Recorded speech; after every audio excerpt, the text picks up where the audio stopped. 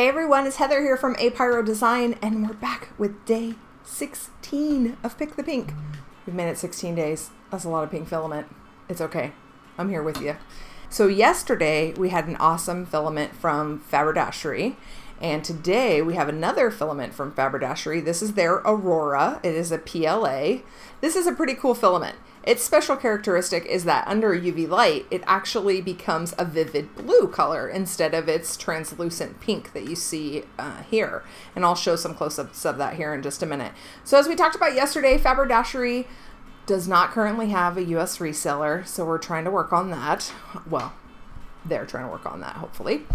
You can purchase it from their website, but it is fairly costly. And this color is actually not available in any certain size spool. It is only available by the meter. So I think it's a pretty hard to come by filament, but it is really cool. I mean, it's a neat translucent pink color, and I would actually have really loved to print something with this filament in a vase mode because of the translucency of it. It's one of the only translucent pink filaments that I received. So it was interesting to see it, but I just didn't get enough of it to actually print anything, you know, substantial. So, and I guess now that does make sense that they only sell it by the meter, and I didn't get very much of it. So the prints I have for you guys today are pretty small, but they're still cool, and they still showcase the way the filament is and the way the color is and the way that the UV light affects it. Now, on the website, it showed that it was by UV light. Now, it didn't indicate UV light as sunlight. I attempted to take the prints out into the sun and was not able to experience the color change by UV rays from sunlight.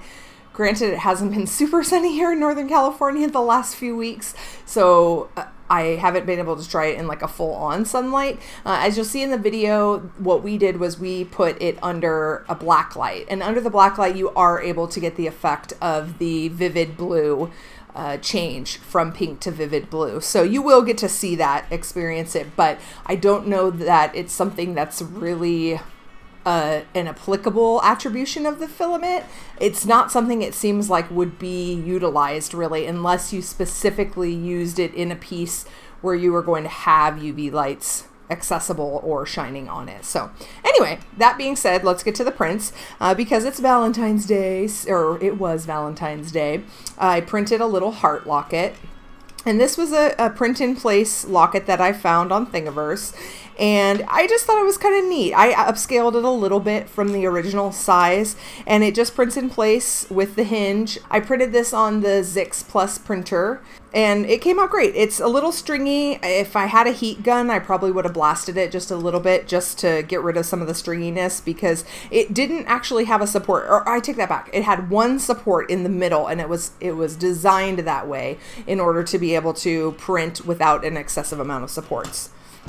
Now, the second thing that I printed was this kind of cool ring, and it's a crystal ring.